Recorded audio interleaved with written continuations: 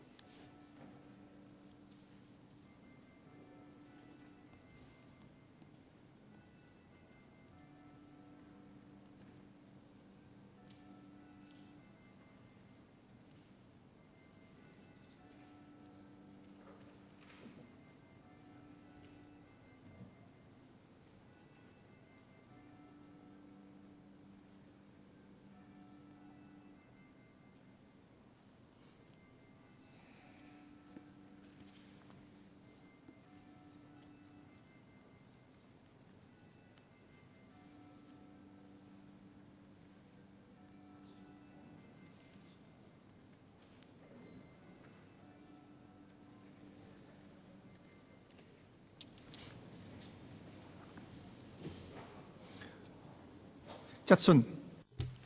Questions. Question 1, Mrs. Regina Ip. Thank you, Mr. President. According to a consultancy study in 2011 on the contribution of the Internet to Hong Kong's economy, 1/3 of Hong Kong's Internet economy was driven by consumption. Another third was contributed by net exports of e-commerce and Internet-related hardware. And the remaining third comprised government and private investments in Internet-related goods and services. The contribution of the Internet to the economy will rise from 5.9% of Hong Kong's gross domestic product, GDP, in 2009, that is about 96 billion Hong Kong dollars, to 7.2% in 2015, reflecting the increasing importance of the Internet to the economy. However, there are comments that the government is not proactive in promoting the development of the Internet economy and cross-boundary e-commerce activities. In this connection, will the government inform this council, first, whether it has regularly collected data and conducted statistical analyses on Internet economic activities in Hong Kong, if it has, of the details. Second, whether it will set up a standing working group comprising representatives from the Internet industry to study ways to support and boost the Internet economy, including formulating strategies to encourage private investments in this respect. And third, as it is learned that the Guangdong provincial authorities has all along been committed to promoting and developing cross-boundary e-commerce activities, and that Guangzhou, one of the pilot cities designated by the State Council for cross-boundary e-commerce services, has introduced tax relief measures such as bonded warehouses, bonded logistics parks, as well as import duties on luggage and postal parcels, while Hong Kong lacks the measures and a departmental dedication to promoting cross-boundary e-commerce activities proactively, whether the government will take steps to catch up on this front. Secretary for the Commerce and Economic Development. Mr. President, my reply to the three-part question is as follows. First, since 2000, the government has been conducting regular surveys on the usage of computers, Internet, e-commerce, and other information technologies in various business sectors in Hong Kong, with a view to formulating measures to drive IT adoption among different economic sectors to enhance competitiveness. According to findings of the 2013 survey on information technology usage and penetration in the business sector undertaken by the Census and Statistics Department in the business sector, by the Census and Statistics Department, the value of e-commerce sales in Hong Kong increased by 104% from $139.6 billion in 2008 to $284.7 billion in 2012. E-commerce sales accounted for 3.7% of business receipts of local business establishments in 2012, of which 47.6% was business-to-consumer transactions and 51.5% was business-to-business transactions, and the remaining 0.9% was related to government and non-business organizations. The new round of survey is under preparation and is scheduled to commence in March. Second, the government is committed to facilitating the development of digital economy. The Task Force on Industry Facilitation under the Digital 21 Strategy Advisory Committee, comprising members from the government and the industry, advises on strategies and initiatives to facilitate the development of information and communications technology, ICT, in Hong Kong. The task force deliberated on issues related to the development of Internet economy on various occasions, including the sector-specific program, ways to promote cloud computing adoption among small and medium enterprises, usage of IT by local enterprises, and the International IT Fest, which helps foster the development of digital economy in Hong Kong. Moreover, the Working Group on Manufacturing Industries, Innovative Technology, and Cultural and Creative Industries under the Economic Development Commission had also considered the subject of e-commerce.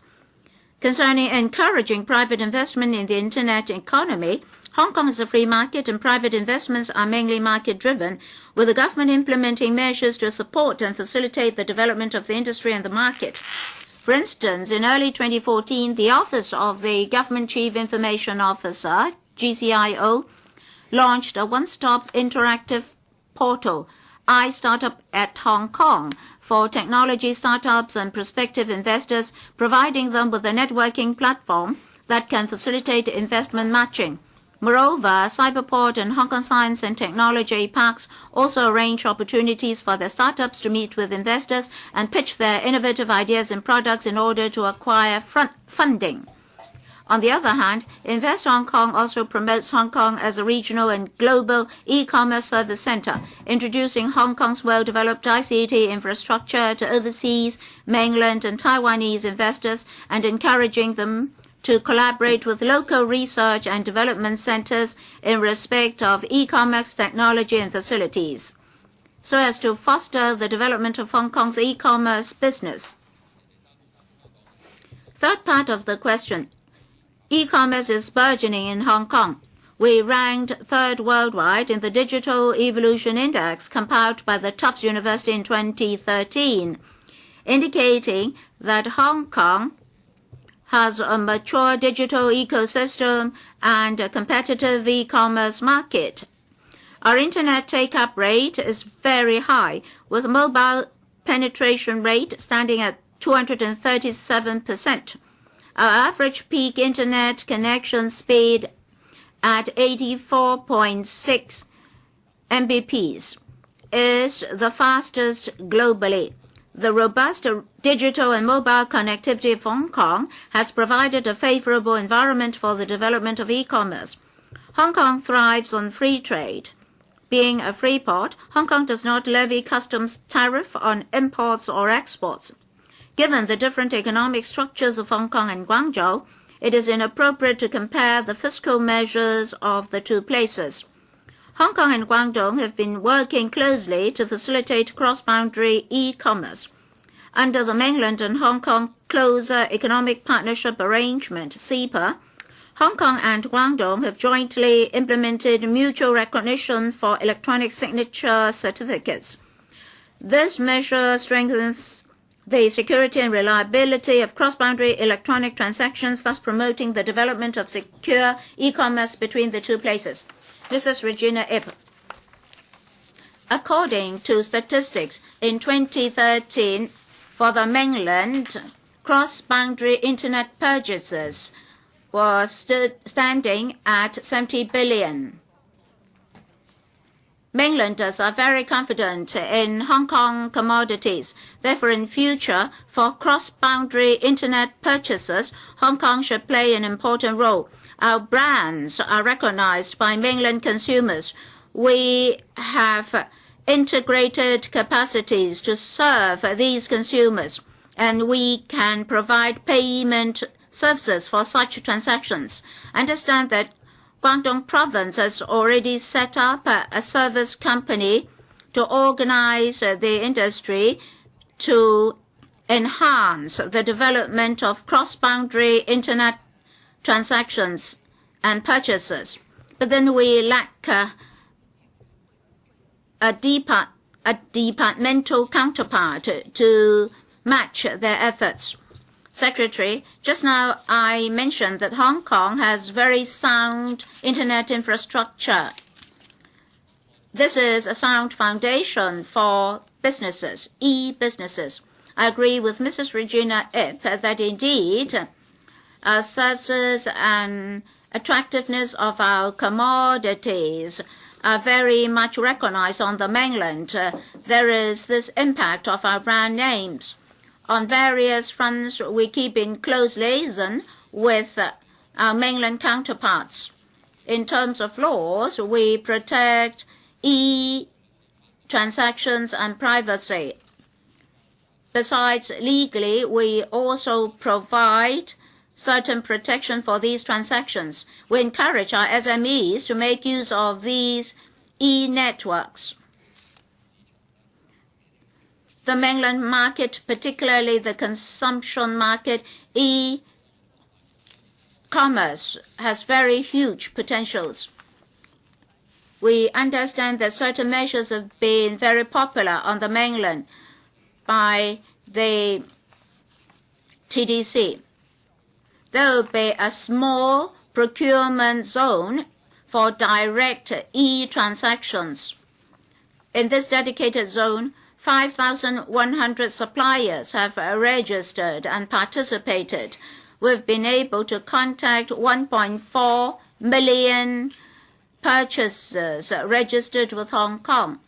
These are mainland purchasers. I understand that on that platform, we have over 1 million transactions. So we encourage this development. Mr. Andrew Leung, well, the Secretary has said a lot, but he is not answering the questions.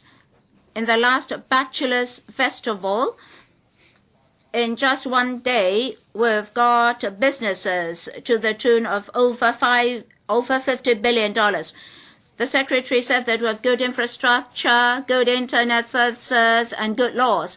But he fails to tell us how he has been helping SMEs, in particular how he is helping young people to set up e-businesses. Mrs. Regina Ip mentioned integrity, credibility, diversification of products, SMEs, the ideas and concepts of young people, which are very much diversified. For internet purchases, the thresholds set are rather high. You need eyeball if you want people to see you, and you need to pay for that. SMEs cannot cope. Well, the BPA has said many times that to help with upward mobility of young people and to help SMEs with expanded e-businesses, the government must do more. Well, the potential for e-purchase is huge. I mentioned the TDC for this dedicated zone for small bulk purchases. Starting from 2010, the TDC has been collaborating with mainland internet services for e-purchases. And starting from 2012,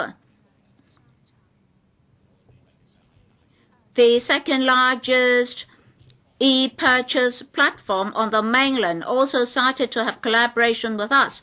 So these are support services and measures for the SMEs. And then on many fronts, we try to train and promote the application of IT by SMEs, in particular on e-channels. Mr. Leung is correct. We've been putting a great deal of investment on all these. And we're now promoting cloud computing. Cloud computing can reduce a great deal of costs for enterprises. The GCIO has launched a lot of measures, particularly on cloud computing, which is cheaper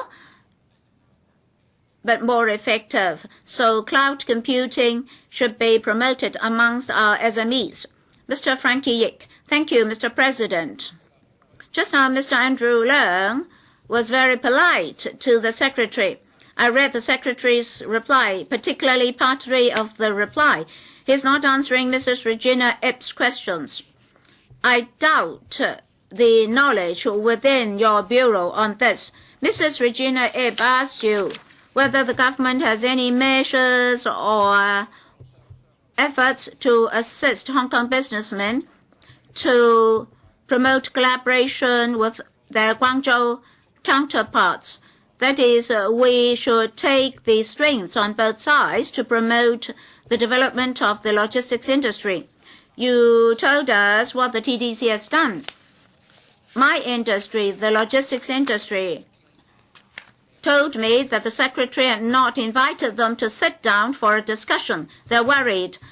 Guangzhou spent a great deal of effort on promotion. And now on the mainland, they have actually got these bonded warehouses and bonded logistic parks, as well as import duties on luggage and postal parcels. So we're worried that our status may be replaced by them. So what action will you take, Secretary? Mr. President, maybe members do not understand that we've done a great deal on the logistics industry. Part 3 of the question is about the Guangdong provincial authorities and their measures. Bonded warehouses, bonded logistic parks, import duty relaxation, etc. are mentioned. In my reply, I already said that basically we don't have these tax items. In other jurisdictions, they may have these tax items, so they have to reduce those taxes. Well, basically, Hong Kong does not have such tax items. So on other fronts, we have to provide more assistance to the industries. The OGCIO has been launching e-commerce promotion programs. We've been assisting the businesses. We've completed a number of projects, altogether 18 of them. I can see that for the logistics industry, there is a business transformation program by using e-commerce and IT, and then customer relation management as well as other business functions as well. And for the supply chains, by way of e-certs, we've enhanced the degree of recognition for our products. So we have a number of measures to cope with the development of the industries, such that we can develop the e-commerce market and to smooth operations. Your question not answered? Mrs. Regina Ip's question is not about tax concessions. We all know that Hong Kong is tax-free. There are no active measures and dedicated departments for the promotion of e-commerce. And the question is whether or not the government will try to catch up. My question is similar. Secretary, I mentioned a number of measures in response. Whether or not we should hurriedly catch up, of course, there is room for improvement. But I have to repeat that in Tufts University's survey, Hong Kong ranked third worldwide in the Digital Evolution Index. Of course, we're not third. Sorry, we're not first. There's room for improvement. However, we still see a competitive edge on the part of Hong Kong. Mr. Martin Liu, thank you, President. Science and technology are ever advancing. The Internet is an essential stage in the development of industries. Now the government is trying to have e-checks and paperless checks to put them on a par with paper checks.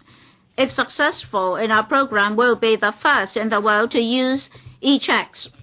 But for the virtual world, low entrance thresholds and relaxed regulatory structures have resulted in a lot more fraud cases. Now, in the development of e-commerce activities, there are imperfections, in particular internet security, property, intellectual property rights, consumer rights, etc. have to be addressed. Will the government conduct a comprehensive review on our existing laws to help businesses to adapt to the new laws and to make use of the internet to upgrade and transform their businesses? If not, why not? Secretary, thank you, Mr. Liao, for your question. Indeed, we should be forerunners in terms of science and technology. E-checks will be one of our latest programs. We'll make use of e-platforms to do more businesses. We'll also review in terms of businesses what are the electronic facilities and measures will be helpful. We'll try to advance with time and conduct reviews.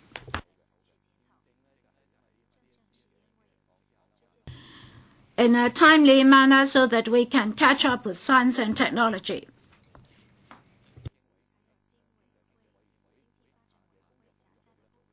Under the Economic Development Commission and its working groups, we'll try to see what more matching measures we can adopt, and we'll try to provide more services. Mr. Charles Mok, sorry, Mr. Liao, will ask whether there will be a legislative review. Secretary, the Honourable Member asked about laws. In terms of laws, in the cyber world and in e-transactions, there are a lot of new things. In terms of financial business and other businesses, a lot more companies have come to Hong Kong to set up their businesses. So Hong Kong has a competitive edge here. If the laws of Hong Kong are to cope with all these advancements, we have to legislate appropriately. The nature of these e-transactions, whether on the internet platform or on traditional platforms, if there is a need for legislation to cope with the e-businesses, will act. Mr. Charles Mok, we should encourage more private investments. For Hong Kong's industries and companies, it's very difficult to raise capital. That's one difficulty. Earlier, when the CE came here to deliver his policy address, he mentioned the importance of the economic ecology. Capital investment is important.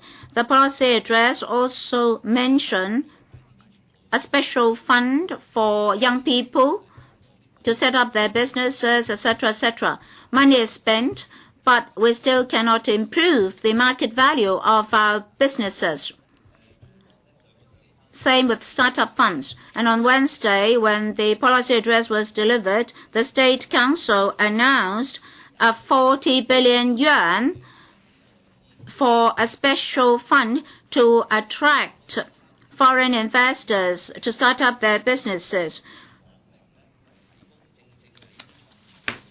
From 1993 to 2005, we did have a fund to have startup funds for businesses. We got $750 million for that fund back then. But now, it's gone. Will there be startup capital funds to help our businesses? Secretary, thank you, Mr. Mok, for your question. Indeed, in the panel, I had exchanges with Mr. Mok. Recently, there's an encouraging trend in Hong Kong. Many new companies start their business in Hong Kong, particularly IT companies. In my work, I came into contact with many of these fund managers. Recently, they've come to Hong Kong because of business startups and these startup funds. So in this regard, Hong Kong has a prosperous and vibrant environment, and we've addressed the needs of capital raising. As far as I know, for these new businesses, particularly ICT businesses, if it is not difficult for them to seek funds. For these private funds and set-up funds, we need to work harder to attract more of them to come to Hong Kong so that we can have a one-stop service from startups to listing eventually. So we would like to match with all sorts of needs and demands. So what will be the position of the government? Will be market-oriented. Where there are demands, we keep an open mind. If the market cannot provide avenues for capital raising, we'll observe the other economies in the world and their practices, wherein when necessary, we'll consider ancillary measures. We've spent over 24 minutes on this question. The second question, Ms. Chiang Lai-wan. Starting from 2014-15 school year, the Education Bureau allocates some $200 million each year to provide public sector schools and direct subsidy scheme secondary schools operating classes at senior secondary levels with the career and planning grant for strengthening the manpower and services for life planning, education, and career guidance. It has been reported that in a survey conducted by the Hong Kong Association of Careers Masters and Guidance Masters last year, 30% of the teachers surveyed indicated that the secondary schools in which they taught had used the grant for non-LP purposes, such as organizing study tours. As such, the chairperson of the association has criticized that quite a number of secondary schools have a poor grasp of LP concept and merely use up the grant in a simple and convenient way. Some principals have remarked that the majority of secondary schools have long developed LP education and hence have used the grant for other purposes. In this connection, will the government inform this council 1. Of the latest progress of disbursement of the grant, 2. Whether it has established a system to monitor the use of the grants by schools, if it has, of the details, if not, the reasons for that, and 3. Whether it has set performance indicators for the grant to ensure the proper use of public money, if it has, of the details, if not, the reasons for that. Secretary for Education. Mr. President, my replies to the three parts of the question raised by Ms. Chiang are as follows. 1. Starting from the 2014-15 school year, the Education Bureau, starting from September last year, the Bureau has provided public sector schools and direct subsidy scheme schools operating classes at senior secondary level with a recurrent career and life planning grant to strengthen life plan education for secondary students. The CLP grant, which is about $500,000 for the current school year, will be revised annually in line with the adjustment to the midpoint salary of the graduate master pay scale. The second question, or 2. The primary aim of providing the CLP grants for schools is to enhance the capacity of the teaching team responsible for life plan education so as to take forward comprehensive life plan education and career guidance service. Apart from issuing a circular and a guide to inform schools of the purpose and detailed arrangements of the grant, the Bureau has organized 3 briefing sessions in the middle of 2014 to introduce to principals and teachers the use of the grant. Key measures for monitoring the use of the grant include 1. Schools should formulate a work plan on the use of the CLP grant. The work plan should be endorsed by the Incorporated Management Committee or School Management Committee and uploaded onto the school's homepage to enhance transparency. 2. Schools should keep a separate ledger account for the CLP grant to record all the incomes and expenditures chargeable to the account, prepare and submit an annual audited account to the EDB in accordance with the prescribed format and timeline to ensure the grant is deployed for the intended purposes. 3. Schools may include life plan education as one of the major concerns in the school development plan and monitor and evaluate its implementation through the annual school plan and school report, including the use of the grant. These documents, which serve the development needs of the schools, also facilitate professional discourse during consultancy visits by the EDB. And 4. Since the commencement of the 2014-15 school year, just within 5 months, the EDB has been providing support to schools on life plan education services and monitoring schools on how to use the grant through school visits. In the first few months, the EDB has visited 102 schools. Based on our observation, the majority of schools have used the CLP grant properly. For example, near 90% of the schools have used 80% or more of the grant on employment of staff, organization of life plan activities, and enhancement of school-based career guidance services. The situation is clearly different from the results as reminded by many school principals. It's different from the results of the survey conducted by the Hong Kong Association of Careers Masters and Guidance Masters between July and September last year. Before the schools take forward their plans, I stress before that.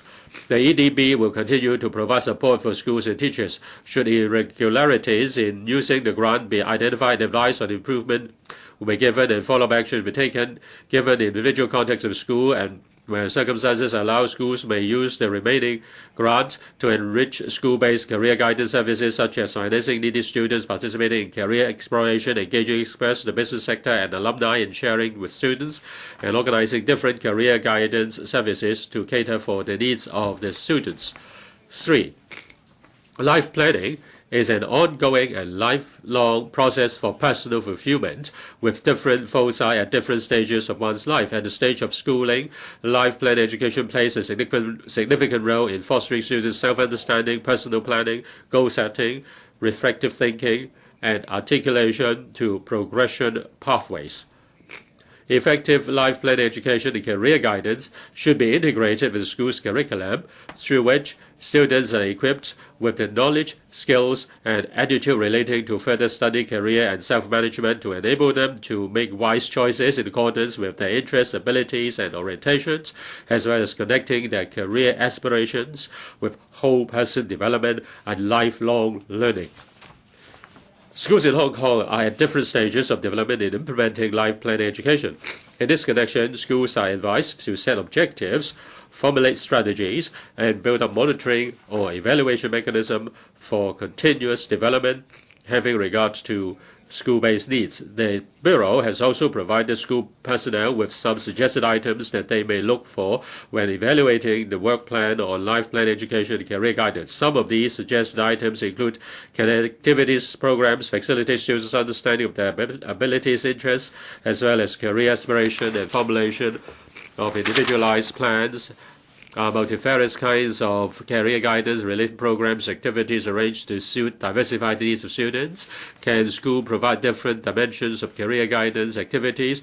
Do the target groups of the career guidance related programs activities cover all students?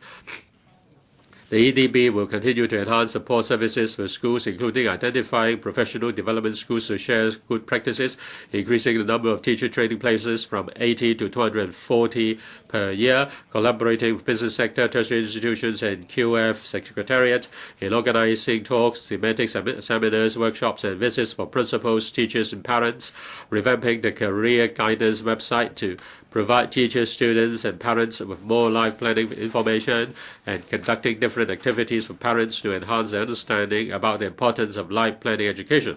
To keep students abreast of different industries and professions, as well as the related articulation pathways, the EDB will also expand the business school partnership program to provide students with more career exploration opportunities and work-related activities so that they can get prepared for work and life in society. Through the above arrangements, we hope to achieve the goal of nurturing talent by promoting life planning for a bright future. Thank you. Ms. Chiang Lai-wan. Just now, the Secretary has answered the questions on the follow-up and monitoring in respect of implementing life planning. My third question, or third part of the question, is about setting for performance indicators. The Secretary only said that there are suggestions given to schools. We have to make sure that in order to measure whether the scheme is a success, we need to have yardsticks. Say at the start, maybe 10, 8 out of 10 don't know what they want, don't know what they prefer, don't know what they want to study, don't know what they want to do. But after 3 years of lifelong or life planning education, by conducting a survey, maybe more than 60% of the students are clear about their future. Now that is a performance indicator. Now, can the Secretary set performance indicators so that the schools who have received the grant will be surveyed and studied, and then we can decide whether we should invest further on this project or whether we should provide more support? The Secretary. Now, that is a very important question, I think, Ms. Chiang. You may notice that I mentioned several things. First, on life plan education, it should be an important element in the school. It is built into the school development plan. That's the overriding principle. Individual interests of students, teachers, professional services, psychological testing, tools, student aptitude tests, they should all be incorporated. Now, different schools have different stages in conducting LP education. and they are assessed individually. And the suggestion is very good, and we will think along this direction, and it is a process. Now, this is a tool, and it takes time to develop. The first year, we put emphasis on individual foci, and then there will be an overall development, and then there will be tracking and tracing. As for business and school partnership program, that also helps a lot. And the students participating in the program will also be benefited. 多謝主席。局長喺你嘅主題 Mr. Frankie Yik. Now, in his main reply, the Secretary quoted the survey data from other sources and said that Ms. Chiang's numbers may not be correct, but there must be a reason to that criticism. The problem is not only limited to life planning education. Recently, I talked to school principals, and the same problem also occurred to other learning experiences. Now, this part of the curriculum is too heavy. The students have to catch up, and if they can't catch up, then there's no planning to talk about.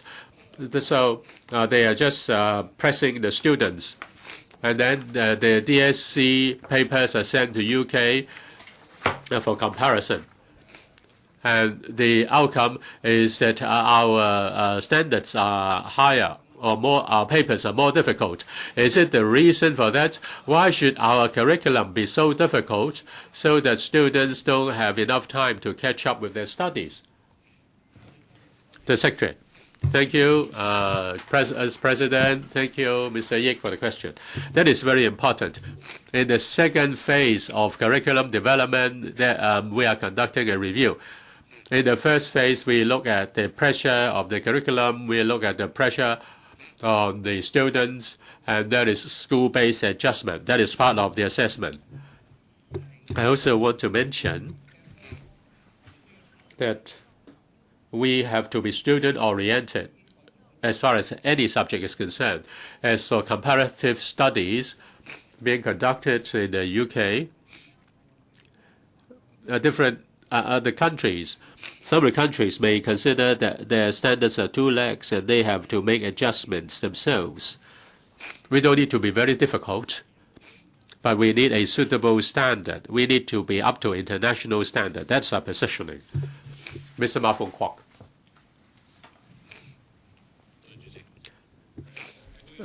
Thank you, Mr. President. I notice that with the announcement of life planning education policy in the markets, there are many life planning courses, both in say, hotel catering, beautician training. They contact the schools. They ask the schools to buy their service. I have noticed that the course fees are not cheap, and the quality varies. The schools find it difficult to choose. Does the administration provide criteria or information to enable the schools to buy such services to make sure that the grant is well spent? The Secretary. Thank you, Chairman, and thank you, President, and thank you to the honourable member. That's a good reminder. In November last year, we invited 400-odd schools, 170-odd business partners to come together and decide and exchange views on the positioning of life planning education, and they discuss with each other and try to team up to provide cooperation and coordination. There are also suggestions from community groups. We start with students' self-understanding, and then the teachers will enhance the professionalism and capability of teachers. And we also have 170-odd professional and business partners, including the Institute of Engineers. This is part of the development of students. It's not just attending courses. It is a kind of experience. It has just started. The new measure has just started. This is to build a new culture. We need to gather a lot of experience. We have started the first half of the first year. The schools do exchange with each other on how to improve the scheme. Ms. Ip Kim-yuen. Mr. President, I support life planning education, and in the reply of the Secretary, it is seen that there are $500,000 and the amount will be adjusted according to the midpoint salary of the GM pay scale. The grant should be used to establish a post. The administration has adopted a cash grant approach. If it is a cash grant, then it is flexible. And if it is flexible, then the school may set its own priority in making use of the grant, and some of the grant may not be spent on life planning education. And in the reply, it said that the school is asked to do something additional, say to put it on the homepage and also to make some records, and there is additional work for the schools. My question is, with regard to this grant, has the administration considered using the money to establish a post instead of giving a cash grant? The Secretary. Thank you, President. Thank you, Member, for the question. When we first designed the scheme, we consulted the schools. The schools reminded us that different schools are in different stages of maturity. There is a dedicated teacher to do life planning education, but it is the class teachers who come into contact with the students day in, day out. And therefore, the dedicated teacher is to provide support. We adopt a student-oriented approach in life planning. The students have to learn that it cannot be done just by a single teacher. It cannot be done just by a single post. The teachers play a very important role, and they share out the duties and responsibilities. The best way is to give more room to the schools so that they can adopt a school-based approach to implement life planning education. We don't need to worry that they spend money on other uses.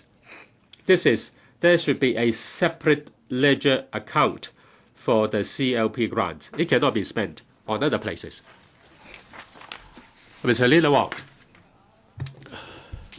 Mr. President, Ms. Chang asked for a performance indicator in the third limb of her question. I'm a teacher, and I also want to know this. With regard to life plan education, how does it relate to career guidance, career and study guidance? How is it different? Mr. Ip just said, why can't you employ a teacher to do that? Do you want to do it with within a broader scope? You are not just providing information, what sort of jobs are available. If you study this, you can do this job or things like that. Now you mentioned a broader scope, and you mentioned self-understanding. Now when you assess the outcome of life planning education, unless you really need a tracking mechanism. Say, in a secondary school, I thought that I wanted to be a school principal. Now, what is your question? What are you tracking? What will you track? If you can't track the development of the individual, you cannot assess the achievement. But life changes at different stages. Now, with Ms. Wong, please do not give your speech. My question is, life planning or life plan should include a very important element. Do you agree? And that is, you have to build up the basic skills and abilities of the student. He understands himself, he understands circumstances. When should... Please do not give your speech. My question is, how much in your life planning is related to enhancing basic capacity and ability of the student, and how much are devoted to just providing information? The Secretary. Now the question is important. In my reply, under paragraph 3, I said that life planning is to nurture students to understand themselves, to reflect on themselves, to set goals. These are abilities. Another important point is that to nurture the abilities of an individual student, there must be a suitable mechanism within the school. So the first year, as I said, is that the school should attach importance to this. Life planning should be a regular activity of the school. It should be part of the school development plan. We have to work on all fronts. If we just focus on an individual student, but there is no continuous mechanism, that will not be successful. The teachers have to enhance their professional development in this regard so that they can promote life planning education. Now, we have to adopt a multi-pronged approach. We have spent more than 32 minutes. Question number 3, Mr. Albert Ho.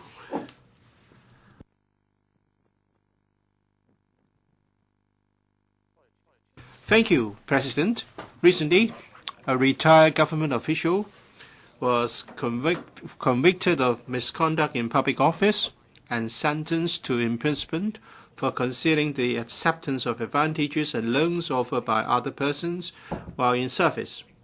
His legal representative pointed out in court that since 2000, the income of that government official had fallen short of expenditure and he had been heavily in debt, with debts reaching as much as $52 million in 2010. Yet he could still pass the relevant integrity checking and was appointed as Chief Secretary for Administration in 2005 and a member of the Executive Council in 2007. Under the relevant systems of declaration of interests, politically appointed officials, PAOs, and EXCO members are not required to declare their debts and liabilities. On the other hand, the incumbent chief executive was also alleged to have received, both before and after his assumption of office as CE, a remuneration of nearly $50 million in total from an Australian firm for providing services to that firm. And Article 47 of the Basic Law stipulates that CE, on assuming office, should declare his or her assets to the Chief Justice of the Court of Final Appeal. In this connection, would the executive authorities inform this Council, 1, whether, with a view to enhancing public confidence, the authorities will revise the relevant systems of declaration of interest by requiring PAOs and EXCO members to declare their debts, contractual obligations, and assets held through private companies or trusts, and conduct random checks regularly to verify the declarations, if they will, of the details, if not, the reasons for that. 2, whether the items for checking under the system of integrity checking for PAOs include debts and liabilities. If they do, why the said official could pass the integrity checking and be appointed despite being heavily in debt. If not, of the reasons for that, whether it has assessed if the fact that such a debt-ridden person could pass the integrity checking and be appointed to the post in the top echelon of the government reflects that the integrity checking system has collapsed. If they have so assessed of the outcome, if not, the reason for that. 3. Whether they would consider establishing a system in addition to that under Article 47 of the Basic Law, requiring CE to declare his or her assets on assuming office and make such declarations open for public monitoring. If they will, of the details. If not, the reasons for that. Secretary for Constitutional and Mainland Affairs. President, in consultation with the Chief Executive's Office, I'm authorized to respond to Mr. Albert Ho's question on behalf of the relevant departments as follows. 1. The current declaration system requires politically appointed officials of all ranks to declare their investment, shareholding, direct or indirect interest in any company, their directorships, proprietorships, or partnerships in any company, and, if any, the specific details concerning their participation in any private company's affairs. They are also required to declare any investment and interest held by themselves or in the name of their spouses, children, or other persons, agents, or companies, but are actually acquired on their account or in which they have a beneficial interest. According to the requirement of the Code for officials under the political appointment system, investments and interests declared by the PAOs of all ranks in the prescribed form are made available on the websites of the respective offices or bureaus for public inspection. Such declaration will be updated annually. The Executive Council has put in place a rigorous and well-established system for declaration of interests. This is to ensure that unbiased and impartial advice is offered by EXCO members to the CE. The declaration system mainly comprises 2 parts. The first part is regular declarations. On first appointment and annually thereafter, each EXCO member shall declare their personal interests, including A. Remunerated directorships, B. Remunerated employments, officers, trades, professions, and so on. C. If the interests in the above 2 items include provision to clients of personal services which arise out of or relate in any manner to members' position as EXCO members, the clients' names, D. Land and property owned by members in or outside Hong Kong, E. Names of companies or bodies in which members have, or either themselves or with or on behalf of their spouses or children, a beneficial interest in shareholdings, and F. Membership of boards, committees, or other organizations. In addition, EXCO members should declare to the CE on a confidential basis and in greater detail their financial interests, including shareholdings, irrespective of the amount, in companies as well as futures and options contracts held by themselves or jointly with their spouses, children, or other close relatives. Under the present system, assets held through private companies or trusts are to be declared in accordance with guidelines issued by the EXCO Secretariat. Generally speaking, substantive controlling interests in private companies or trusts are to be declared. The details of the guidelines have been uploaded to the website of the EXCO Secretariat. The second part of the declaration system is declarations in respect of individual items discussed by the EXCO. It is the personal responsibility of EXCO members to examine whether they have an interest in any item discussed by the EXCO and declare it before the EXCO discussion. The aforementioned systems applicable to PAOs and EXCO members for declaration of interests are very rigorous, and the administration has no plan at present to revise them. In fact, the Independent Review Committee for the Prevention and Handling of Potential Conflicts of Interest, IRC, in its report dated the 31st of May 2012, considered that the system of declaration of interests and investments concerning PAOs as well as the system for declaration of interest by EXCO members were on the whole satisfactory. The IRC also studied the issue of handling the debts and liabilities of PAO and EXCO members. Taking into account that PAOs and EXCO members are already required to disclose their debt and liabilities to the CE on an ad hoc basis under the present system, and bearing in mind privacy concerns, the IRC did not consider it necessary to include the additional requirements to declare debts and liabilities in the regular declaration of investments and interests. 2. All PAOs need to undergo extended checking. The government will provide extended checking questionnaires to prospective candidates for nomination to become PAOs. The content of this questionnaire is the same as the one being used in the civil service. The subject undergoing extended checking needs to fill in his or her detailed personal particulars, education background, social activities, employment history, family members, etc. The subject also needs to nominate 2 referees to facilitate understanding of his or her background, work, family, and other relevant situations. The police are responsible for checking. Input from other law enforcement agencies will be sought as necessary. The checking comprises interviews with the subject, his or her referees, and supervisors, as well as record checks. The effectiveness of the extended checking system is based on trust and cooperation of all the parties involved.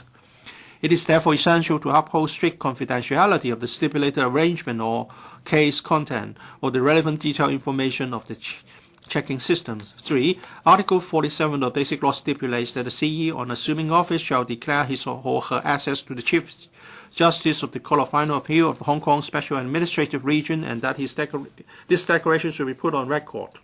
At present, we have no plan to establish a separate system. Mr. Albert Ho, the SAR government adopts such an attitude in answering this question, as shown by the Secretary. And the prospect that we are facing corruption in Hong Kong has been ignored. Hong Kong people are angered by this. This is shameful. President, my question is just about one thing. Some senior officials were heavily in debt, and they joined the government. They were debt-ridden, they were insolvent, and they received advantages. And then on a daily basis, they might be making decisions and transferring benefits. Now, a retired official has been convicted. We wonder how the officials could have passed the integrity checking. And now the Secretary is saying that this is okay, and you are sticking to the status quo. And he said that there will be the need to declare this to the CE in private. But the CE is not making himself a good role model. He has failed to declare the acceptance of tens of millions of dollars. How can you face the public in giving us this reply? Do you have any sense of shame that I don't accept this reply? I protest in the strongest possible terms. Well, actually, my reply is in response to the questions on the declaration interest. We have a number of systems based on the prevention of bribery ordinance, and in certain aspects in relation to the code for PAOs, and also the declaration interest derives thereof. I have set out in my reply the relevant arrangements under the declaration systems. As regards the case referred to by the member, as is still being handled in the justice systems, I'm not in position to comment. It's not that debts are not required to be subjects of declaration. Debts are not covered in EXCO's regular declaration system, but when an item is brought to EXCO, every EXCO member has to examine his or her interest, and that would cover the debt and liabilities. If the member is unclear whether a declaration has to be made, we also have the arrangement that the Secretariat of EXCO can provide advice, and if necessary, we can also seek DOJ's advice, and then the report will be submitted to the CE to see if a declaration is required, or the member should recuse himself in that discussion. As I've said, for this system to work, the EXCO members must also assume the responsibility of making suitable declarations. I will ask whether the system has already collapsed. Mr. Ho. I think the Secretary has already answered this supplementary question. Ms. Jan Yun Han, President, Hong Kong people are worried. And that is after the unification, we have had officials involved in different things, including the head of the ICAC. I don't think people will be satisfied with the reply that you have given us. You haven't conducted any review. I know there's a case, a sub judice case, but actually he was heavily in debt, millions of dollars in debt when he joined the government. So I'm most unhappy that there has been no review. And also you have referred to the IRC. It seems that you don't think it's necessary to cover debts in the declaration system. Hong Kong people values integrity, and this has made Hong Kong famous. Is there a need to conduct a review and to improve the system? I'm disappointed by the reply. So what's your question, Ms. Chan? Well, I won't talk about the sub judice case, but would the administration learn from the experience, conduct a review, and make some revisions? Secretary, of course, when it comes to the design of any system, there's always the need to have reviews from time to time. In answering the follow-up question from Mr. Albert Ho, I stressed the point that debts and liabilities would have to be declared by each and every EXCO member when a particular item is put up for discussion. The member will have to consider whether his or her debts and liabilities will have a real or potential conflict of interest with the item under discussion and whether a declaration should be made.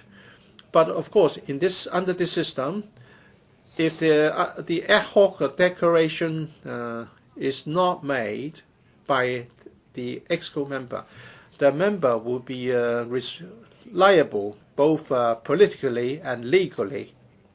And Ms. Chen Yun-han has referred to some past cases. EXCO members are public officers.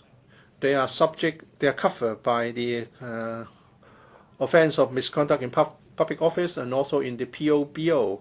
So if they have done something wrong in that context, they may have to shoulder liabilities.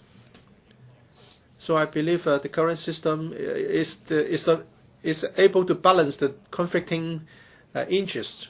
It's not that there's no need to declare debts and liabilities by EXCO members. It's just that it's done on an ad hoc basis before an item is discussed in EXCO. Dr. Fernando Cheung, at the end of his term, Mr. Donald Cheung was exposed to be a person who was greedy and who accepted advantages. So the IRC made a number of recommendations after review. And that one of them is that Section 8 of Prevention of Bribery Ordinance should be revised to cover the CE, to regulate the conduct of CE. But Mr. C.Y. Leung has failed to move any amendments to that ordinance after he assumed office. And the recommendation has not been implemented. So my question is, when are you going to add on the recommendations of ILC headed by the Chief Justice, and in particular, amendment to Section 8 of the POBO?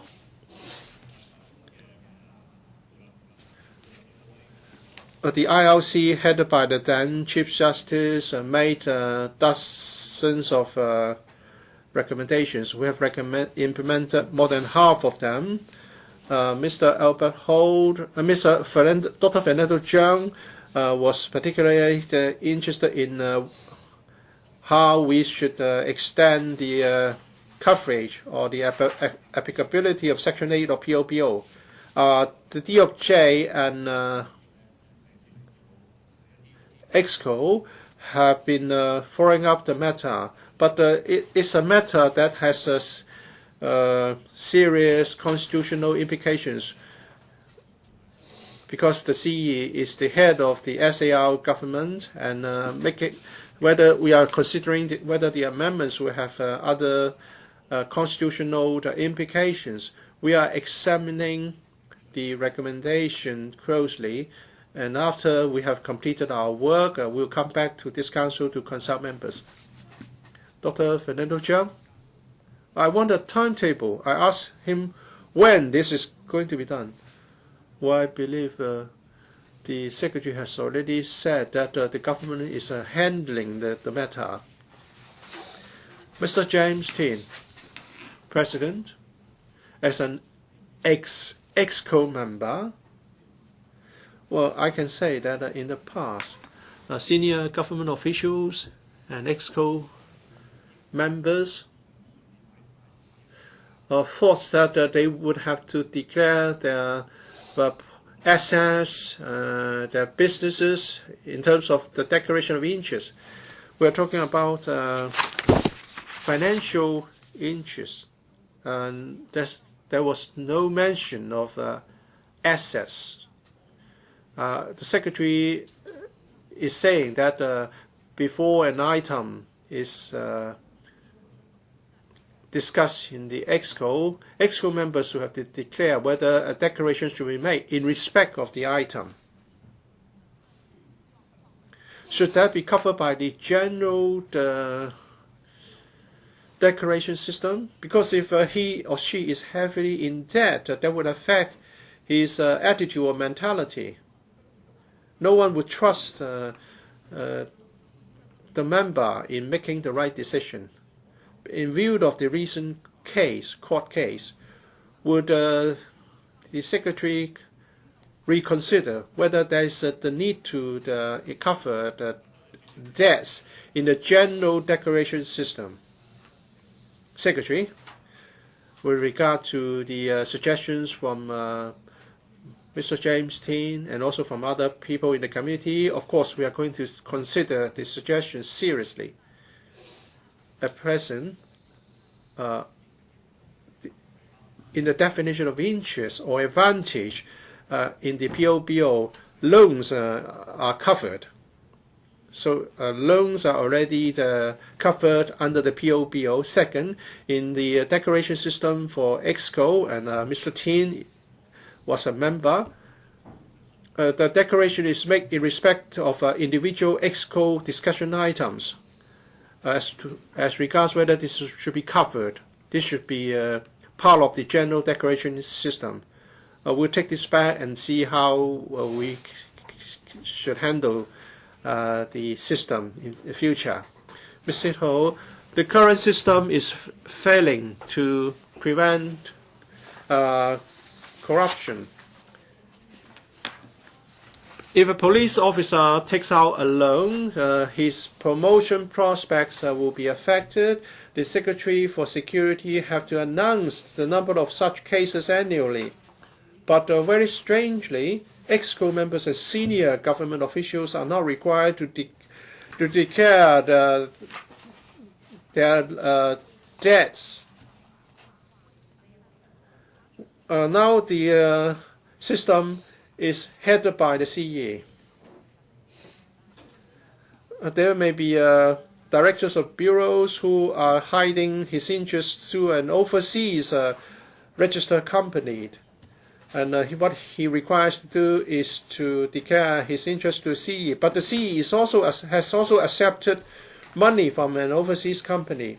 There are more and more senior officials who have been found to have accepted acceptances Shouldn't you be doing more in safeguarding the interests? Do you think you can be as bold as to stand up and declare that the system that we have is very good enough to the public? There are two parts. First, in respect of loans taken up by civil servants, well, as I've said, under the POBO, advantage includes loans, and also the CE has also issued circulars on the acceptance of advantages, and that's from the CE's office. And there are clear guidelines for civil servants listing out the loan, where the loan can be obtained, the financial institutions concerned, and all the PAOs and civil servants have to comply with the guidelines. For the second part of the question, Ms. Ho is asking me to making comments, which I don't think would be appropriate. Question for Dr. Kwok Ka-ki.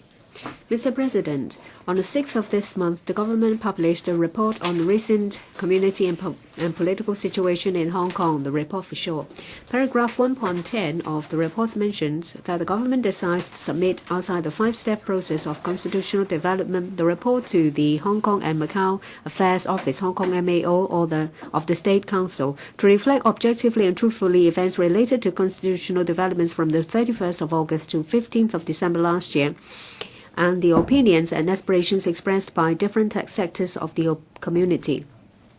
Paragraph 1.14, however, mentions that the reports in the collection of materials in public domain, and the authorities have not undertaken an independent investigation to verify the accuracy of such materials. Some people criticize that the materials collected in the report are incomprehensive and the summary of the events lacks objectivity. In this connection, will the government inform this council, 1, of the criteria based on which the authorities selected materials in the public domain for inclusion in the report, and the reasons why some important events of public concern were omitted, such as the removal of Mr. James Tian from the 12th National Committee of the CPPCC, Chinese People's Political Consultative Conference, as he had called for the Chief Executive CE to consider resignation. 2, whether the authorities had, in preparation, the summary of important events in Chapter 2 of the report, made reference to media reports and public comments on the events, particularly about the incident of the Long Wall Road confrontations mentioned in paragraph 2.25. If so, of the details, as the authorities have indicated that in collecting the materials they did not undertake any independent investigation to verify the accuracy of the material, how the authorities ensure the authenticity of the materials and that the report can truthfully reflect public sentiment, and whether it was on the basis of specific justifications and analysis outcome that the authorities made the concluding remarks in paragraph 4.01 of the report, that is, it is the common aspirations of the central authorities, the Hong Kong SARG, and the people of Hong Kong to implement universal suffrage for the CE election in 2017 in Hong Kong as scheduled and strictly in accordance with basic law and the relevant interpretation and decisions of the NPCSC. If so, the details. If not, whether the above concluding remarks merely reflected the stance of the government. I think you have repeatedly mispronounced a certain term in your question. Yes. Secretary for Constitutional and Mainland Affairs. Mr. President, Hong Kong is a pluralistic society. Constitutional development has been an extremely controversial issue for years, and different sectors of the community also hold different stances and views on the issue. On the 31st August last year, this NPCSC adopted the decision of the NPCSC's Congress on issues relating to the selection of the Chief Executive of Hong Kong SAR by universal suffrage and on the method for forming the Legislative Council of the Hong Kong SAR in the year 2016. Formally determining that universal suffrage for the CE election through one person, one vote could be implemented starting from 2017. However, there are still quite divided opinions in different sectors regarding the content of the decision and how to implement universal suffrage in the CE election. The unlawful Occupy movement, which took place between the end of September and 15 December last year, aroused widespread concern in Hong Kong. During the period, there were suggestions that the Hong Kong SARG should reflect the central authorities' the opinions of different sectors of the community on the decision and constitutional developments since the MPCSC adopted the decision at the end of August. After carefully considering the constitutional arrangements and the situation in the Hong Kong SAR, the Hong Kong SARG decided to, outside a 5-step process of constitutional development, submit the report to the Hong Kong MAO by the Task Force on Constitutional Development to reflect objectively and truthfully events in Hong Kong related to the development from the 31st of August to the 15th of December and the opinions and aspirations expressed in the community. The report was submitted on the 6th of January this year and published on the same day. I replied to the questions raised by Mr. Kwok. 1. The report is based on events, statements, and opinion polls related to constitutional development from the end of August to 15 December last year obtained from public sources by the government and reflects objectively and truthfully the opinions and aspirations expressed in the community. The report includes events related to constitutional development during the report period and relevant statements made by various groups and number 3, relevant opinion polls conducted by organizations. The report has objectively and truthfully reflected the different opinions and aspirations towards constitutional development expressed. As mentioned in the first part of the reply, the report is compiled based on events, statements, and opinion polls related to constitutional development and the government obtained from public sources, and has covered as far as possible different information collected, including the report in the media. As the report is a collection of materials in the public domain, the government did not conduct separately any investigation to verify the accuracy of the materials. As we have stated explicitly in Chapter 1, in relation to the statements made by various groups and opinion polls included in annexes and appendices, the version published by the organizations shall prevail in case of any doubt or discrepancy. 3. In addition, Chapter 1 of the report has clearly stated that the Hong Kong SARG acknowledges that Hong Kong is a pluralistic society and that different groups and individuals have different opinions towards our constitutional development. After the decision was adopted, there were still quite divergent opinions in society regarding how to implement universal suffrage for CE election in accordance with provisions of the Basic Law. We understand that all along, constitutional development is an extremely controversial issue. And in fact, the report has endeavored to reflect truthfully the different opinions related to constitutional development expressed from the 31st of August to 15th of December last year, and has set out in over 1,000 pages of appendices the relevant statements, results of polls, etc. collected.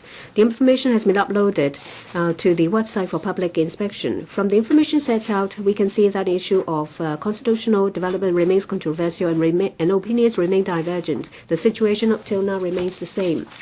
Mr. Kwok Ka-ki, since the MPCSC August decision has been announced, there has been a lot of different opinions and the fabric of our society has been torn apart. The Occupy movement lasted 79 years. The government ignored it. The CS, after meeting with the student representatives, promised to do 2 things. They met on the 21st of October. First, they would explore the possibility of a platform to study the August MPCSC decision. And the second one is the sentiment report. This sentiment report is outrageous. Some people commented that it's even worse than the homework of primary or secondary school students. There has been a collection of newspaper cuttings. Mr. President, they have left out the fact that Mr. James Tian publicly asked the CE to resign is an important report, and it's been left out. And as a result of that statement, he loses his capacity as the delegate of the CPPCC. And then later, Mrs. Rita Fan criticized that the government fails to maintain a harmonious society, and it's been left out as well. That is the report we see. Once again, we think the performance of the Hong Kong SARG has underperformed because when you're a student, when you're asked to collect newspaper cuttings, you will compile a comprehensive collection. What's most regrettable is that you say that the August MPCSE decision is to be maintained, but the decision itself has caused over 1 million of Hong Kong people to take to the streets. What's your question? I think our community is very disappointed. Will the administration consider that they will proffer apology publicly because of this poor report, or they are just these three monkeys, hear no evil, see no evil, and speak no evil? Secretary, well, I've heard from Dr. Kwok speaking with strong feelings. In the appendices, there are over 100 pages mentioning the events that have taken place on the 31st of August to 15th of December, about students' aspirations, their demands. They're voiced by the protesters, say, for example, asking for CE2 resignation, withdrawal of the MPCSE decision is numerous. After the publication of the report, the media has also compiled statistics on the number of times as who appeared or what has been mentioned. So I do not agree with Dr. Kwok's view that we only put what is favorable to us, and the contrary is actually our observation. In paragraph 1.12, we have made a disclaimer that we collect events, statements, and opinion polls obtained from from public sources. We said that we do so to the best of our knowledge, but we might have left out something. And as we've said in that paragraph, we cannot guarantee that opinions expressed by each and every group of persons are included. Mr. Kwok mentions about Mr. James Tian.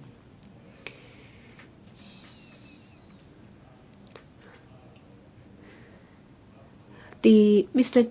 Tian's statement has been left out in the report, and I note that when asked by the media, Mr. Tian has given a very good answer. Mr. Tian asked the CE to resign. As he said, using his own words, I'm sure it's not limited to constitutional development. It's for him to elaborate. About Mrs. Rita Fan's words, it's not just about constitutional development in Hong Kong SAR. She might have talked about governance as well. In any event, in this over 1,000 pages report, our colleagues have professionally, objectively, and truthfully collected as much material as possible. So if there are statements made publicly that have been left out, I hope you will understand. Thank you. My question was very clear. I would like to clarify that we have read everything. That's why we have this observation. My question was very clear. This is an untruthful report. Well, I've asked very clearly in my question as to the reason why there is such a concluding remark. Anyway, this is an appalling report. Would you apologize to the public, yes or no? Mr. Kwok, I think the Secretary has answered your question.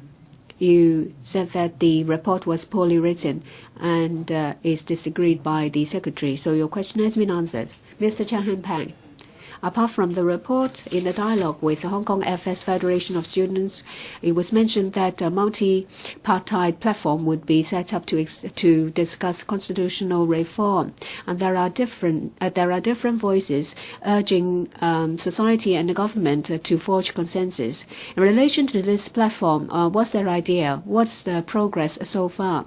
Pan-Democrats has openly said that they are going to boycott all discussions related to constitutional development on the basis of the MPCSE decision and the platform. Does it mean that the platform will be meaningless? Secretary, in the report it's mentioned that the CS on the 21st of October made 4 points in response. The CS said that she noted that in society there were voices asking for a multiparty platform to discuss constitutional development. We have noted that and is worth further exploring its visibility and merits. And the second point mentioned by the CS is that if this multi-party platform is to be set up, we think it's for the discussion of constitutional development after 2017. In 4 point, one of them is that CE election of 2017 proposal is not the ultimate option. That means that with universal suffrage for CE election in 2017, there is still room for further improvement afterwards. If that is the case, would there be a multi-party platform to discuss these affairs after 2017? That's what we were thinking. And we have started the second stage public consultation for CE election 2017. The different sectors in society will hopefully participate in this consultation before we explore what happens afterwards. Mr. James To, is the report 100% accurate? Well, what about the situation after the August MPCSE decision? We have the Occupy movement in Hong Kong. How is it related to the August MPCSE decision? What about the other actions taken? And there are also articles studying whether the MPCSE decision is contrary to Constitution, but it's been left out. Is this report carefully compiled to pull wool over the eyes of the central authorities? They have left out a very detailed, most detailed article studying whether the MPCSE decision is a breach of the Constitution. It's been left out. However, they reach a concluding remark that it is Hong Kong people's aspiration that we have a CE election in 2017. In accordance with BL and MPCSE decision. I remember in the CA panel in December last year, we were talking about preparation work of constitutional development. A number of members, I don't know whether Mr. To is included, but there are people from your group that, everyone knows about the situation. Central authority knows about the situation. Why did we still compile this report? So I disagree with what Mr. To said, that there is a chance that we can pull wool over the eyes of the central authorities. In our report, we have set out a lot of opinion polls. They are able to reflect the different views towards the MPCSE August decision. Say, for example, TVB Commission and Lingnan University, one of their faculties, to conduct a poll which took place shortly after the August decision.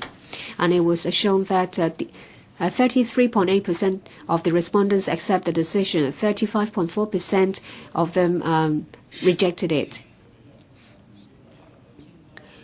And those who think that the electrical should endorse it accounts for 45%, and those against 47%. Well, it shows that we have set out the opinion polls, and as a result, we can see that there are divergent views, and that's what I said. And this is one of the examples. And we have submitted the report to the Hong Kong MAO. I would like to say that this is only one of the examples in the over 1,000 pages report. There has been a lot of different views opposing to the MPCSE August decision have also been included. But as I've said, that there are different people expressing their views, commentaries. We have over 1,000 such articles in Hong Kong every day. It's difficult for us to set them out set them all out. And if we've left anything out, please be understanding. My question has not been answered because I was asking about a very detailed article studying the decision, but you did not answer me. We're talking about the most comprehensive article circulating on the internet. Secretary, I believe that through different channels, the central authority feel the pulse of Hong Kong. Over the years of experience I have had communicating with them, central authorities read our newspapers and watch our television shows. Mr. To is not a debate, but it's the most comprehensive article studying about the legality. Why is it been left out? This is not a time for debate. Your question has been answered. If you're not happy with it, please follow it up in another occasion. Sorry, speakers of mic. Mr. To, I think the question has been answered. If you're not happy with it, please follow it up through other means. Mr. Ronnie Tong. Well, there's nothing I can do with something like that. A few days ago, the CS said that the MPCSC August decision is the ultimate decision. But from the Secretary, in answer to Mr. Chan's question, it seems that it's actually not. But what we can see is that the Hong Kong SARG is only a messenger. The answer is less than 2 pages. However, on a number of times, the Secretary said that there has been divergent views. And the last time is mentioned is quite divergent opinions. Given that there are divergent views, well, what has the government done to narrow the differences, especially the gap between the Pan-Democrats and the central authorities? Thank you. There are 2 points here. First, I will have to clarify on behalf of the CS. I hope Mr. Tong will accept that. A few days ago in a panel meeting, the CS said that the MPCSC August decision or the proposal based on this is not a midway proposal, neither is it an ultimate proposal. It's a pragmatic proposal. That's what she said. And in the panel, the CS said that in relation to CE election by universal suffrage after 2017, there is room for improvement.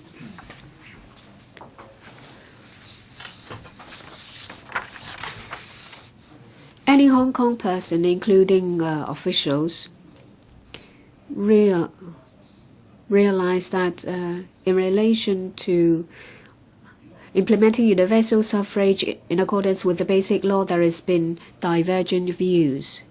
The CS, myself, and a lot of people think that if we introduce the proposal, the chance of it being endorsed is quite low. We've just started the consultation. We are in the process of arranging to meet different bodies, and different political parties in the LegCo have arranged to meet with us. Hopefully, through these meetings and consultation sessions, we are able to narrow the gap. We hope that the proposal to amend Annex 1 is done within the basic law provisions and the MPCSC the August decision. We would make use of administrative means or legal proposals to ensure that the nominating committee is most transparent and most accountable, so that the nominated candidates will take into account the inclinations of voters. We've mentioned this in the consultation document. In the coming few months, we will elaborate it to the public. Hopefully, with our endeavor, the public are willing to accept the administration's proposals so that LegCo members will accept our proposal. We understand that it's very difficult to narrow the differences and it's very difficult to forge a consensus. But as the CS said in the panel, that the administration will do its best. We've spent 23 minutes. My question hasn't been answered because he said that he will continue to collect views and consult, but there's just the duties of a messenger. I would like to ask the Secretary, what ideas would you propose? What measures would you put in place to narrow the differences? Is he on the phone? I think your question has been answered. We've spent close to 24 minutes on this question. Question number 5, Mr. Chan Han-pan. President, in November last year, a principal fireman died on duty and a number of firemen were injured in an explosion incident caused by gas leakage in Shekime Estate. Some are worried that as the majority of the lift lobbies and corridors of the residential buildings in recent years have adopted an enclosed design, the gas leaked into the lift lobbies and corridors can hardly dissipate. An explosion may easily occur when gas builds up to a certain level of concentration. The government informed this Council 1 whether it has examined if the adoption of such design has increased the hazards of gas explosions, and it has of the details. 2, whether the existing legislation and codes of practice issued by the Buildings Department regulate the provision of natural ventilation in lift lobbies and corridors of residential buildings, if so, of the details. And 3, given the aforesaid explosion has caused casualties for firemen, whether the authorities will review if the existing procedures used by firemen in handling gas leakage are adequate. If they will, of the details. If not, why not? Secretary for Development. President, the Buildings Ordinance, or BO, provides for the planning, design, and construction of buildings and their related works, regulating mainly the structural and fire safety as well as hygiene and other aspects of buildings. Among others, the building construction regulations and building planning regulations under the BO provides respectively that every building should be designed and constructed so as to provide adequate resistance to the spread of fire and smoke in case of fire, and should be provided with means of escape in case of emergency. To help the industry to comply with the relevant statutory requirements, the Buildings Department, or BD, has prepared the Code of Practice for Fire Safety in Buildings, detailing the requirements on fire-resisting structures and means of escape for buildings.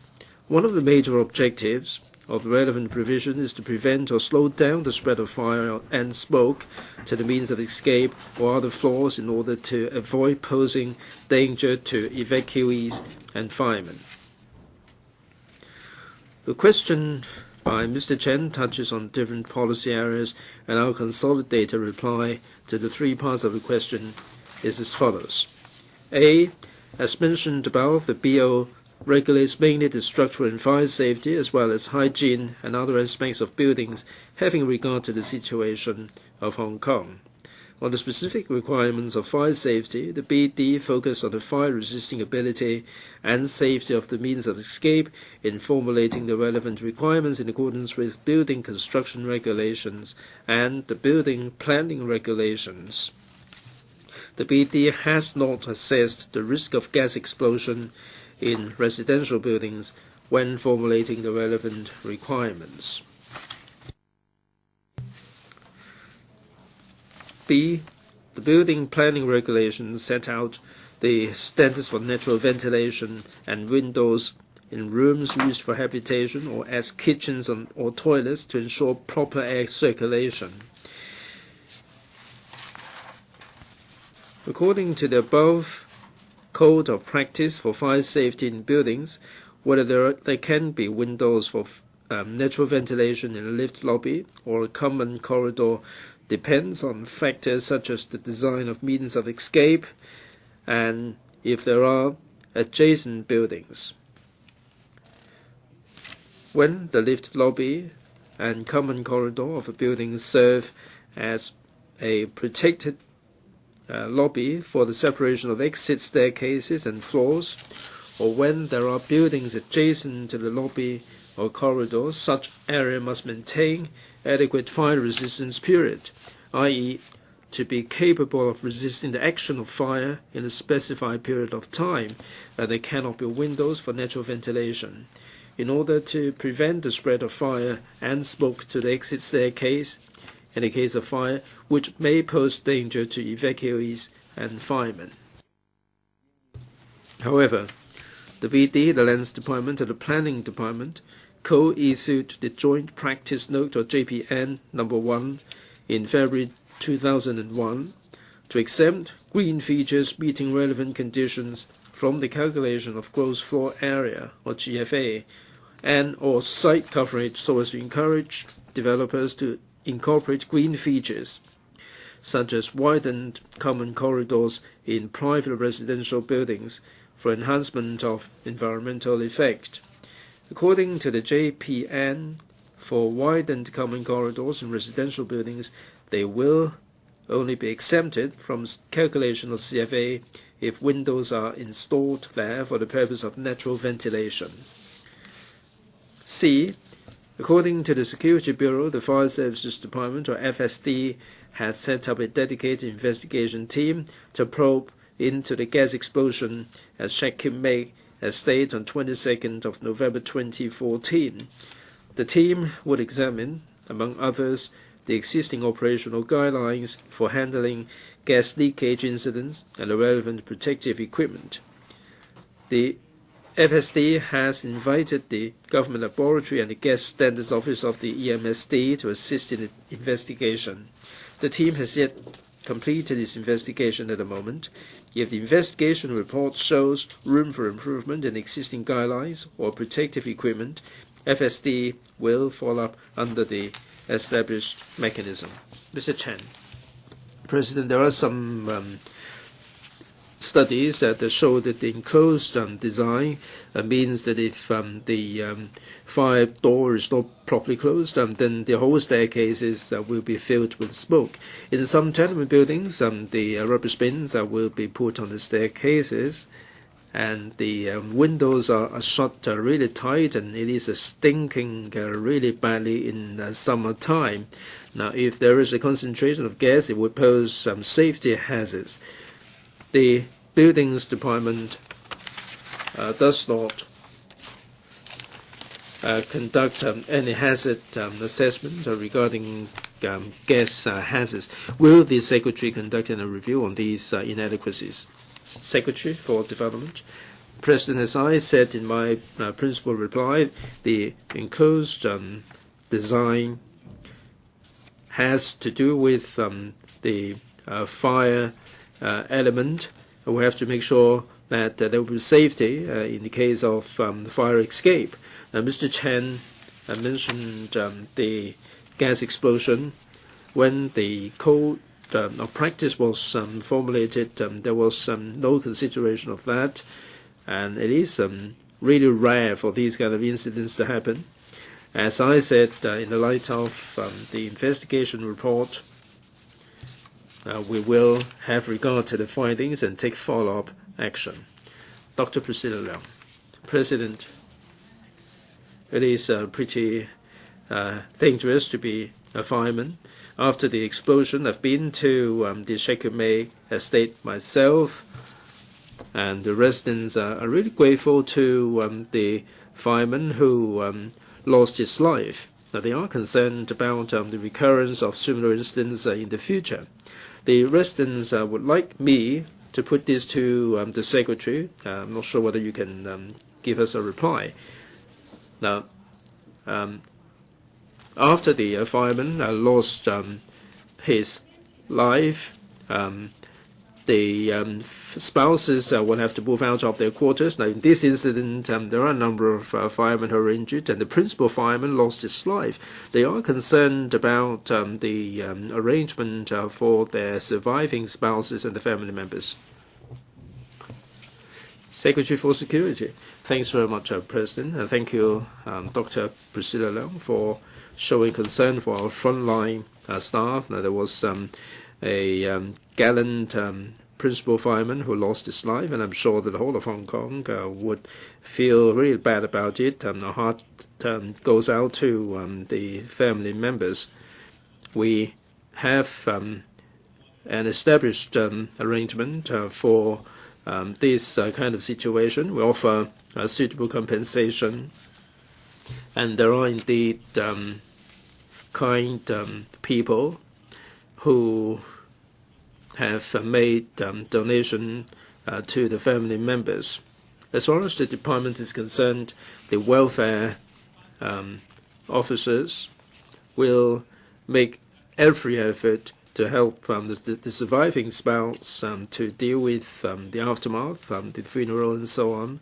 And they will also make arrangement, or long-term arrangement for the children of the deceased staff.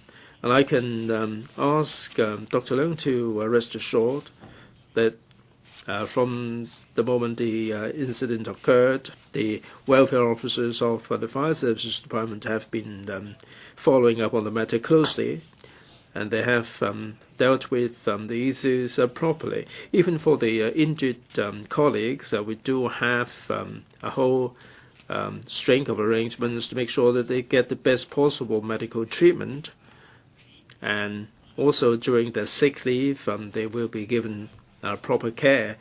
And after the sick leave, when they return to their posts, there will be a suitable arrangement for them. Now, this is the last thing we'd like to see.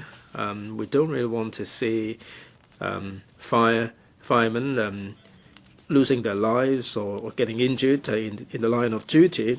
We attach great importance to this, and we will make every effort to deal with the matters as best we can.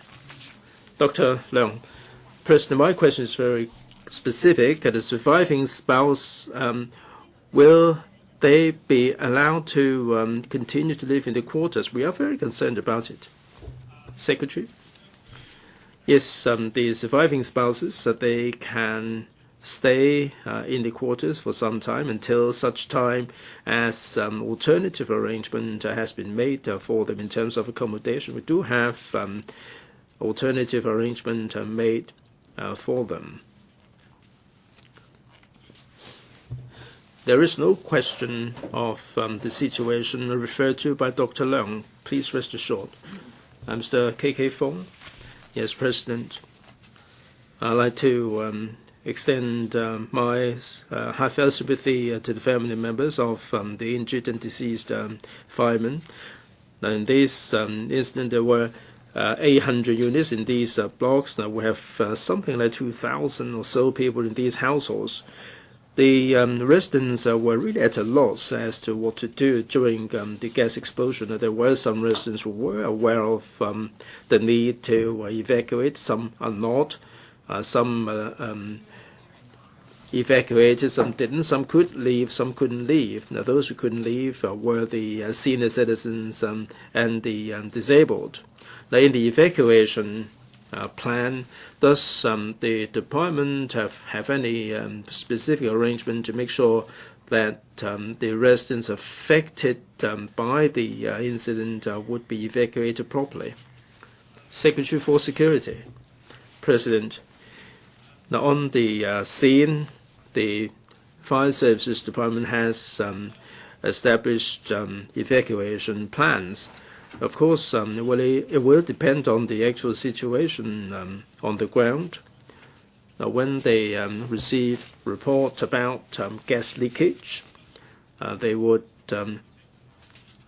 tell the residents living in the neighborhood to go home and shut the doors, instead of asking them to come down the staircases. That they have to deal with the hazard first. Now, if there are any injuries, they will start a rescue effort, and they will calm the residents in the neighborhood, in the neighboring units down, and they will evacuate the residents, for those who are disabled, who who have mobility problems, they will be helped out of the scene by the firemen. In the incident, there were 886 residents who were evacuated under the guidance of the Fire Services Department. We discovered 3 residents who were injured in the neighboring units. They were rescued by the firemen and taken to the hospital for treatment. Incidentally, I'd like to say in passing that the FSD does mount vigorous publicity in the media about the fire safety, and in case of fire, what they are supposed to do, and so on. In large housing estates, they conduct fire drills, and they give briefings to the residents to equip the residents with the knowledge as to what to do in case of fire. And if there are management companies, they would also offer training to the security guards in the building that I live in. For example, once or twice a year, they would put up notice about the fire drills that will take place. I think we have to pay particular attention to these fire drills, and if possible, it would be a good idea for the residents to take part. Failing that, you should have all the gear ready in the event of fire, and you have to notify the relevant department about residents who are trapped in a particular place for rescue to be mounted. Dr. Lo Kwok, President. The Secretary for Development mentioned the buildings construction regulations and building planning regulation. What is of relevance is also the gas safety ordinance that has to do with the gas installations. All the connecting pipes and so on will need to have the clearance and approval of the MSD. The gas companies will need to inspect on a regular basis all the gas installations.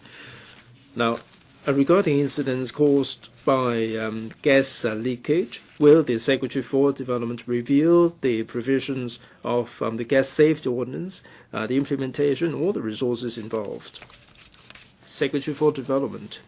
President, in answer to one of the members earlier on, we have already pointed out that over the past 5 years, the fires and fatalities caused by gas explosion have been given, and that was on the 7th of January. We gave an answer to one of the members here. The number is really on the low side. Now, regarding the incident that took place in May, that was a rare occurrence, sad though it was. In terms of gas safety, like the Honourable Member said, the EMSD is enforcing the gas safety ordinance. We have regular servicing and maintenance. We also have publicity and education. We also issue the guidelines or the code to the trade. We have these three-pronged approach. With this threefold approach, it is very effective. Like, for instance, the pipes servicing and maintenance, we have a cycle of 18 months for safety inspection. We have done quite a bit of publicity and education. We don't have, for the time being, any plan to conduct any review regarding gas safety. Mr. Porche. President, thank you. In his reply, the Secretary mentioned the closed or enclosed design buildings like the Second May Estate. Now, in Hong Kong, how many buildings that there are in Hong Kong that adopt this kind of enclosed design? You basically look at the fire resistance and means of escape. Will you do something about the enclosed design of the buildings in Hong Kong? Secretary. President, thank you very much, Mr. Porche, for the question. The Secretary of State, where the incident took place, it wasn't an enclosed design building. The introduction of the enclosed design, as indicated in the principal reply, the idea was to make sure that in the event of fire, we don't have a rapid spread of fire, and we also make sure that the means of escape is safe.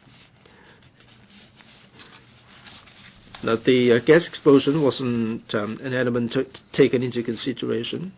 Now, that ordinance came into effect on the 1st of July, 2001, and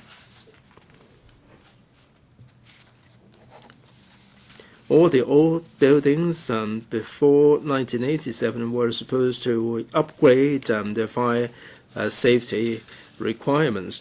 I think we have to wait until after the investigation panel has completed the probe, and then we will follow up on this in accordance with the procedures. Mr. K.K. Fong, President. Now, in relation to this gas explosion, previously the switch for the LPG is outside the premises. Now the switches are located inside. I think this is to guard against any mischievous behavior of someone switching off the mains. It would be difficult with this kind of design. Will you consider providing that the switches are located outside the premises where they are guarded by the security guards, and in the event of problems, they can be switched off very quickly. Now, many a time, in case of fire, there is a fire alarm that will be ringing like mad, but there are some people who are hard of hearing who are not able to hear these kind of rings. Will there be any visual signals? Secretary for Development. President, thank you very much, Mr. Fong, for the suggestions regarding the alarm and also the gas switch. I am prepared to take this back to the Housing Department to see whether they will consider this. Last oral question, Dr. Fernando Cheung. It has been reported that on a number of occasions last month, the police arbitrarily cordoned off areas on the pavements in Mongkok and Causeway Bay and demanded people in the cordoned areas to leave immediately. The police displayed for a number of times yellow flags to warn those people who failed to leave immediately that they were taking part in unlawful assemblies and demanded them to produce their identity cards for record. It has also been reported that the police arrested over 200 road occupiers during the clearance operation in Admiralty last month and subsequently demanded the arrested persons to complete a new voluntary personal background information form to provide information irrelevant to their cases, including the schools attended, past occupations, and particulars of family members. In this connection, will the government inform this council, 1. of the respective justifications of the police for setting up the aforesaid cordon areas and declaring that people in the cordon areas were taking part in unlawful assemblies, the criteria based on which the police recorded the identity card information of people on the street, and whether they have assessed if such a practice contravenes the Personal Data Privacy Ordinance, if they have assessed of the outcome. And 2, whether the police will use the voluntary personal background information form in future, of the reasons for obtaining from the arrested persons information irrelevant to the cases concerned, whether they did that in the past, whether the police have assessed if such a practice has gone beyond what is needed for the investigation of the cases concerned, and is tantamount to excessive collection of personal data, if they have assessed of the outcome. For what purpose such data are to be used and when such data will be destroyed. Secretary for Security. Mr. President, according to Section 10 of the Police Force Ordinance, Cap 232, the duties of the police force include taking taking lawful measures for preserving the public safety and public order. The administration's consolidated reply to the question raised by Dr. Fernando Cheung is as follows. Unlawful assemblies in Mongkok and Causeway Bay. After the reopening of the blocked roads in Mongkok in end November 2014, some protesters gathered along various road sections in the district, including Sayong Choi Street South, Nathan Road, Soy Street, and Argyle Street, for mobile occupation in consecutive nights. Among the protesters were a number of troublemakers and radicals. On one pretext or another, such as shopping together and waiting for someone else, as claimed, dropping money and picking it up deliberately, and crossing the road back and forth, they caused road blockage, disturbed public order, and created nuisance to shop businesses by rummaging the goods, blocking shop accesses, and even causing obstruction to shop attendants who tried to roll down the gates and close the shops. Worse still, some of them deliberately sneaked into the crowd, inciting people on the scene to provoke police officers and insult them with abusive language to create chaos on purpose. Some radicals even carried with them items such as refuse bins and dashed onto roads where traffic was running in an attempt to cause road blockage. Their acts pose serious threats to road users and drivers. The protesters deliberately stirred up troubles everywhere, disrupted social order, and obstructed the police's enforcement actions. Residents, shop operators, and road users in the district were in great distress as a result of the incident. Similar situations were seen in Causeway Bay for many nights. Claimed to be shoppers, the protesters assembled on Yiwo Street and blocked the pavements, attempted to obstruct traffic and disrupt the public order. Nearby business operators and members of the public were unduly worried because of such malicious and disturbing acts. For fear of inviting persistent harassment, many shop operators were compelled to stay silent, while some even chose to close their shops early, at the expense of their businesses and the livelihood of their employees, as well as locals and tourists who genuinely wanted to shop. As a result, the image of Hong Kong as an international city has been tarnished. The general public would not agree to these disturbing acts which went against law and order or other people's rights. According to Section 10 of the Police Force Ordinance, the duties of the police force include taking lawful measures for preserving the public safety and public order, preventing crimes and offences, controlling traffic upon and removing obstructions from public thoroughfares, etc. Section 6 of the Public Order Ordinance empowers the Commissioner of Police to control and direct the conduct of all public gatherings if he reasonably considers it to be necessary in the interest of public safety, public order, or the protection of the rights and freedom of others. As the above-mentioned assemblies had led to chaos on the spot, disruption to social order, and severe impact on public life and road users' rights, the police had to take appropriate measures in accordance with the Police Ordinance and the Public Order Ordinance, including exercising controls on certain roads and dispersing people illegally assembling along individual pavements in a bid to effectively ensure public safety and public order and avoid aggravation. Before the operations, the police had, by means of loudspeakers and warning banners, repeatedly given advice and warnings indicating that the protesters were participating in an unauthorized assembly. To this end, they were required to leave in a peaceful and orderly manner as soon as possible. During the incidents, those who were on business and those who resided in the area did have ample time and opportunities to leave. Against police advice, some protesters continued to yell and dash around.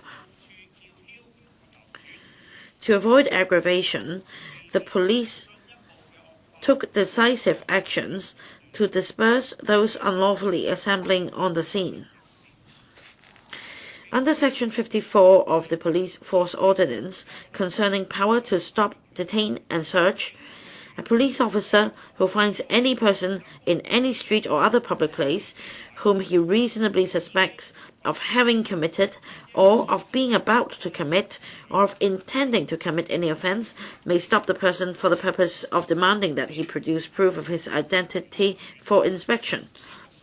Since the reopening of the blocked roads in Mongkok, the police have arrested around 320 persons in the district, involving such offences as resisting arrest, disorderly conduct in public place, possession of an offensive weapon, criminal damage, assault on a police officer, and obstructing a police officer in the execution of his duties.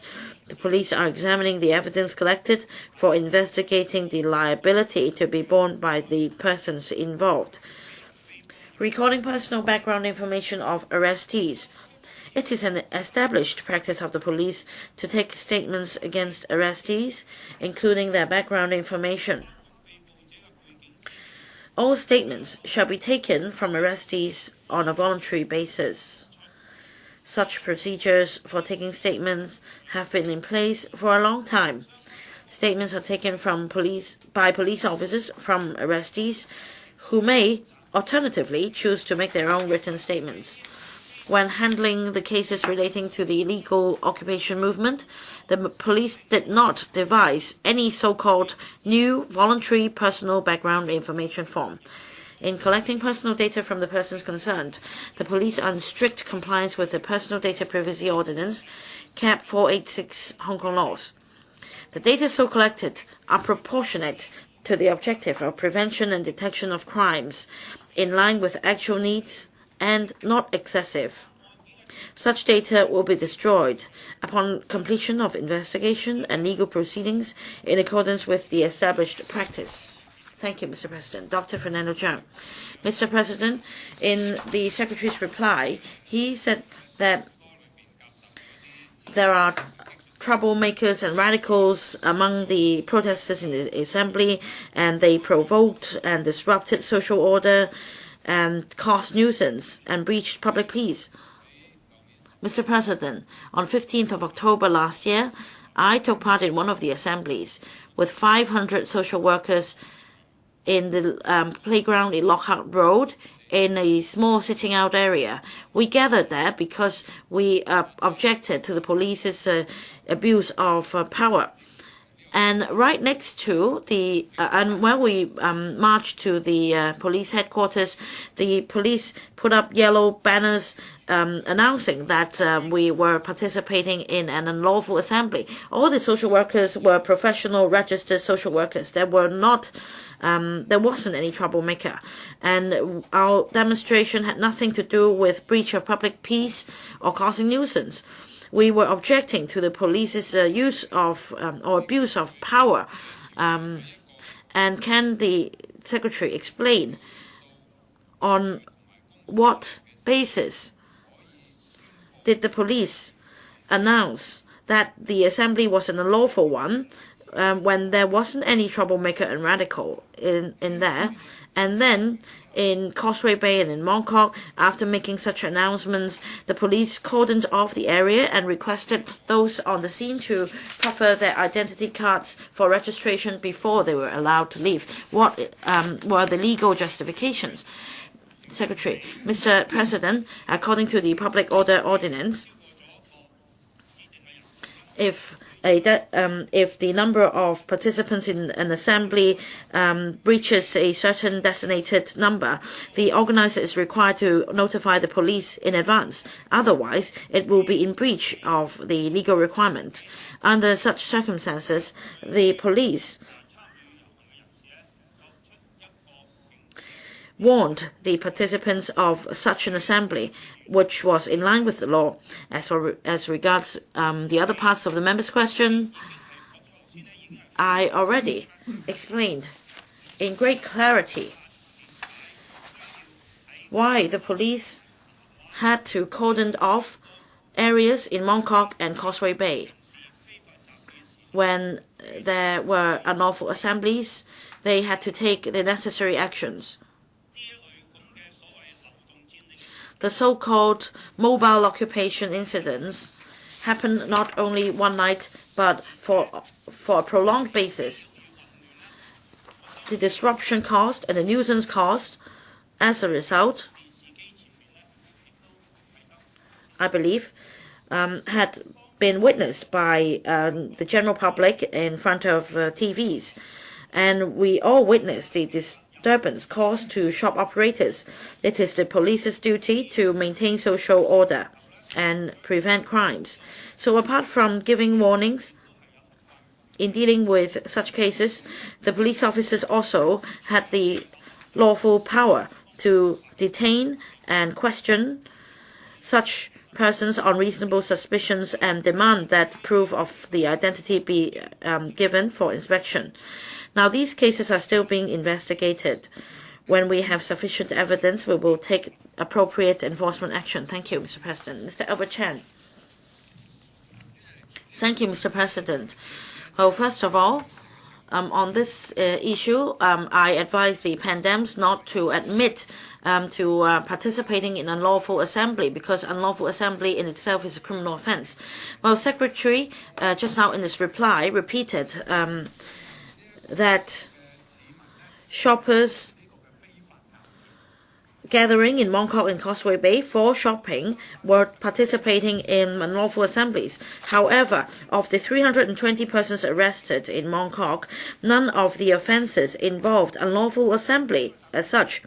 And Secretary just now said that the police officers dispersed participants of unlawful assemblies, and that is very unprofessional.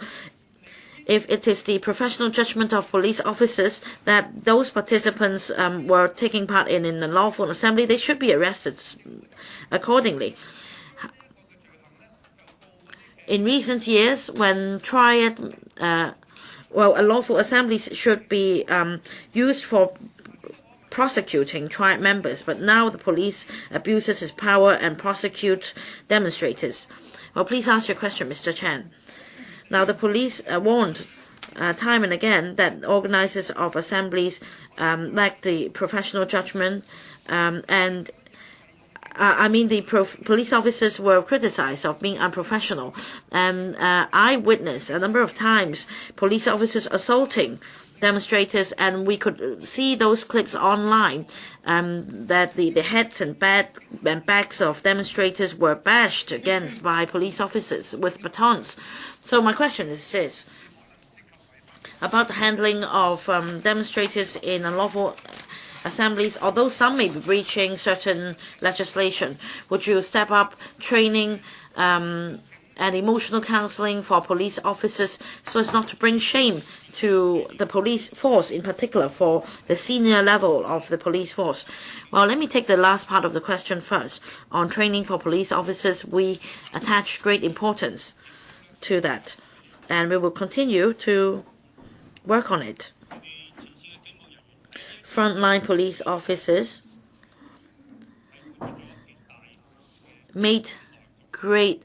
exercised great tolerance and self-restraint in this occupation movement incident. Of course, this is Mr. Albert Chan's viewpoint, and yet we also hear appreciation from the community on the work done by the police. We have received numerous emails and letters commending the work of the police, and some members of the public even attended the police station personally to commend the police. Of course, in this community, we have the liberty to express views on the enforcement work of the police, be it positive or negative views. The police has the immunity to listen to these views. As the enforcement agency, the police has the duty to maintain public safety and public order. We serve the public. As for the what Mr. Albert Chan said in the beginning, that in the reply there was no mentioning of an offense of taking part in an unlawful assembly. Well, this is true, but please pay attention to the fact that there is an etc. Following the list of offenses. and these cases are being investigated at the moment. If on investigation there is sufficient evidence to prove that the arrestees have committed the relevant offences, such information will be passed on to the Department of Justice for them to decide how prosecution should be initiated. Yes, Mr. Chen, my question hasn't been answered. I asked, according to his reply, he pointed out that those shoppers in Mongkok were taking part in unlawful assemblies, but none was being prosecuted. So he didn't answer whether the police is examining the evidence in this direction. So no prosecution based on unlawful assemblies.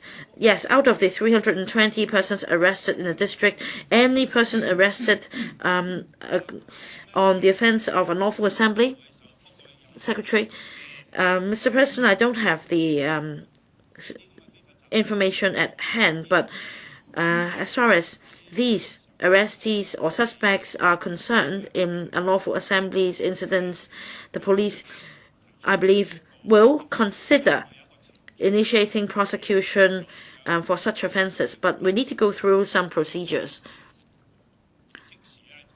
Prosecution may not immediately follow an arrest.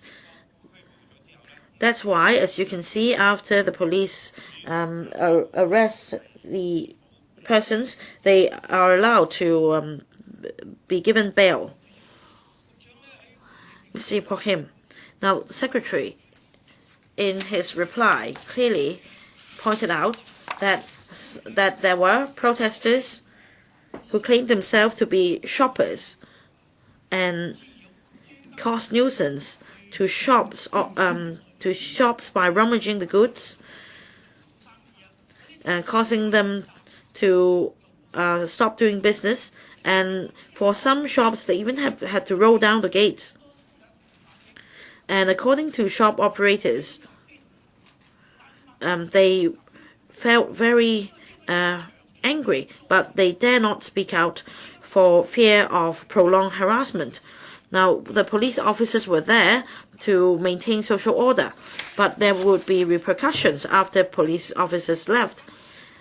So my question for the Secretary is this: how can you salvage the confidence in shop operators to ensure them that there won't be any harassment to their business operations in future?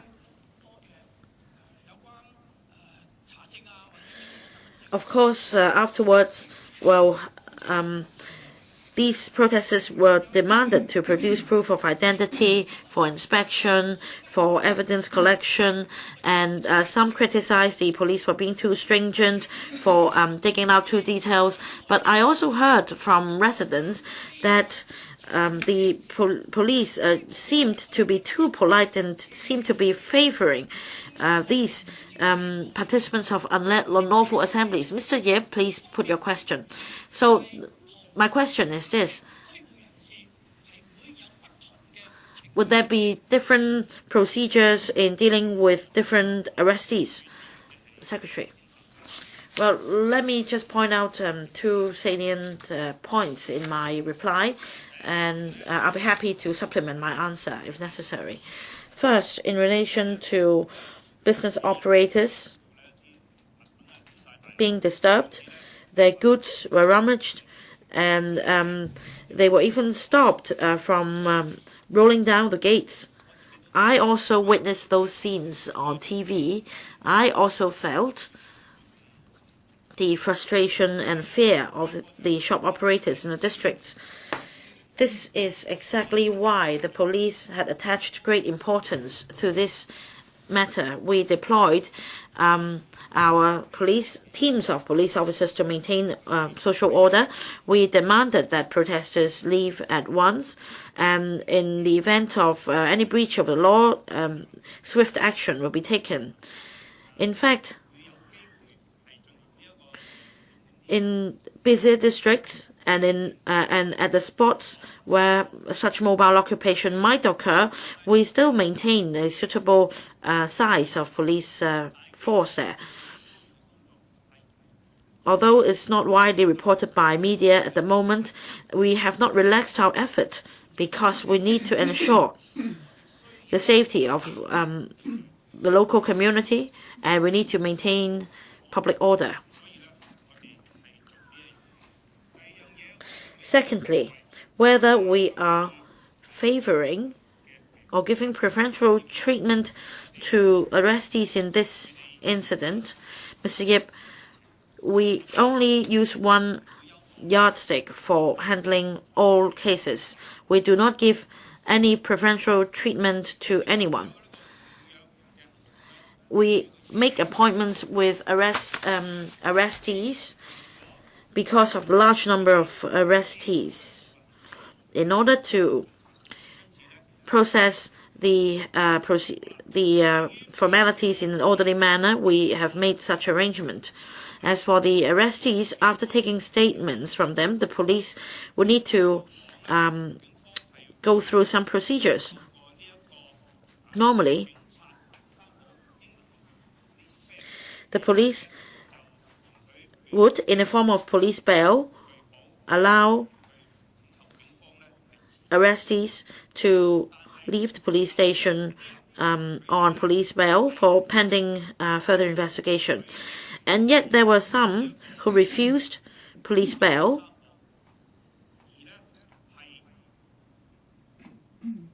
and requested that either the police press charges at once for the case to be taken to court, or that he be allowed to go free.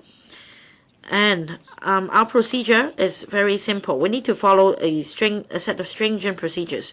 Before the conclusion of the investigation process, we will not hastily come to any conclusion. So I won't use the term of outright refusal of bail as such.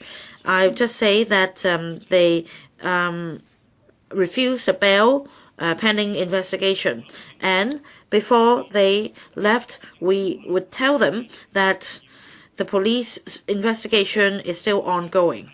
And when there is sufficient evidence, we may press charges again. And this work is ongoing. We've spent 24 minutes and a half minutes for this question. Bills. We now